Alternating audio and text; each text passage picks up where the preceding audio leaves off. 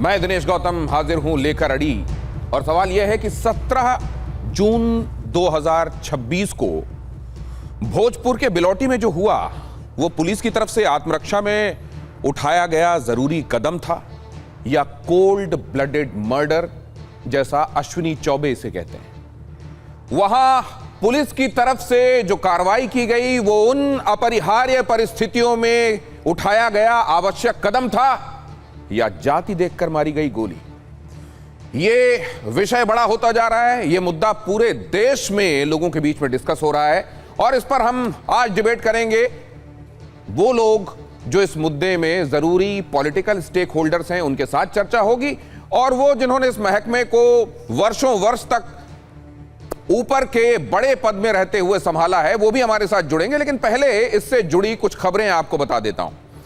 आज की ये बड़ी खबर और उससे जुड़ा हुआ ये अपडेट, भरत तिवारी एनकाउंटर पर बिहार में गुस्सा है।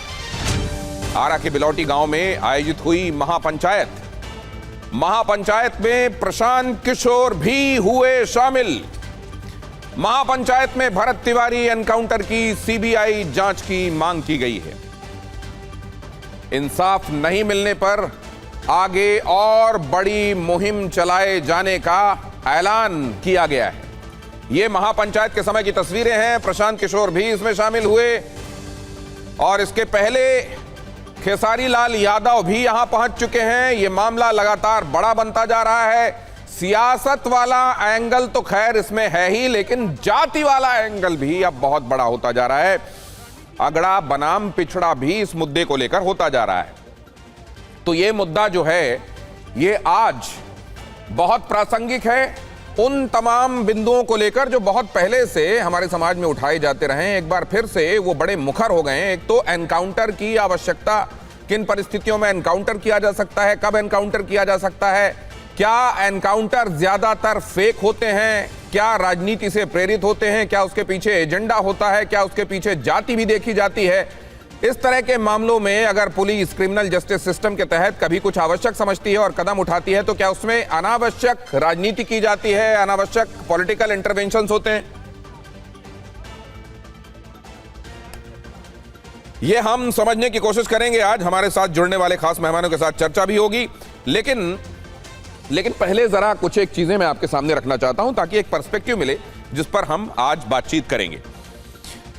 भोजपुर के बिलौटी गांव में भरत तिवारी एनकाउंटर मामले पर बड़ी महापंचायत आयोजित की गई।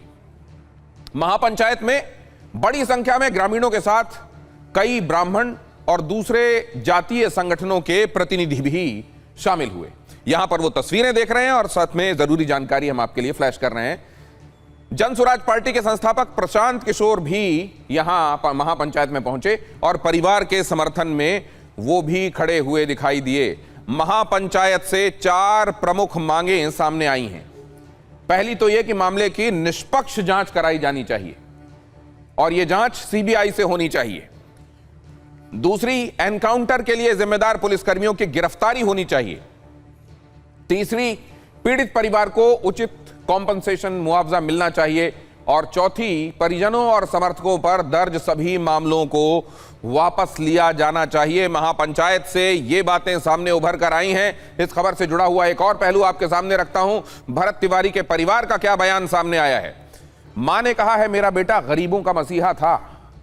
भाई ने कहा इंसाफ के लिए मैं अब दिल्ली जाऊंगा। मां कह रही है कि मेरा बेटा गरीबों का मसीहा था और भाई ने ऐलान किया है कि अपने भाई के इंसाफ के लिए अब मैं दिल्ली कूच करूंगा।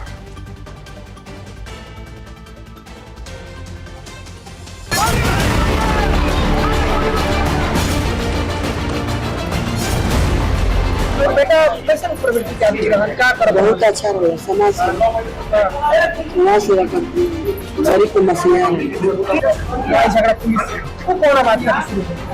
समाज सेवा कर क्या मांग रहे होंगे? मांग रहे तीन काम भाई जौनिया गाँव भेजा माटी बसता 1.5 किलोमीटर वजह से माटी भरवावे के थी। आए वो रहा कि नेता माने झूठा देखे भूल के कि माने हर काम करेंगे अब काम नहीं करते, काम होके के चाहिए। आए वो काम रहा है कि उनका मोबाइल माने हम कोनो बात हो जाए हमारे माता पिता माता से मोबाइल दे दीजिए, मोबाइल में पुलिस से मिली। उनसे नहीं कीजिए। भैया के 12वीं के बाद मैं दिल्ली तक जाऊंगा। जो प्रशासन मारा है उसको फांसी होना चाहिए। जितना इसमें जुड़े हुए हैं आजीवन कारावास होना चाहिए। सरकार के खिलाफ तो गुस्सा है ही। लोग ये कह रहे हैं कि अगर भरत तिवारी अपराधी है तो हम भी अपराधी हैं। अगर हथियार उठाने से अगर समस्या का समाधान निकलता है तो लोग ये कह रहे हैं कि हम भी हथियार उठाएंगे। और यहाँ पर एक भरत तिवारी नहीं, हजारों और सैकड़ों की संख्या में भरत तिवारी है। भारत एनकाउंटर पर घिरी सम्राट सरकार दिखाई दे रही है। सम्राट सरकार में बेगुनाहों पर जुल्म हो रहा है। तेजस्वी ने कहा है कि ये ठोक दो सिस्टम है और इंसाफ के लिए सीएम का घेराव करेंगे। ये प्रशांत किशोर का कहना है। तरीके से स्पष्ट है कि भाई फेक एनकाउंटर हुआ है और ये पूरा प्रशासन जो है फेल हो चुका है। सम्राट चौधरी जी से बिहार नहीं संभल रहा है। निर्दोषों पर गोलियां चलाई जा रही हैं, छात्रों पर लाठी चलाई जा रही है। ये किसने आदेश दिया है गोली चलाने का? ये जांच होनी चाहिए। 15 दिन के अंदर इनको न्याय नहीं मिला तो हम लोग सम्राट चौधरी से मिलने उनके घर जाएंगे, पटना जाएंगे, जरूरत पड़ी तो उनका घेराव करेंगे।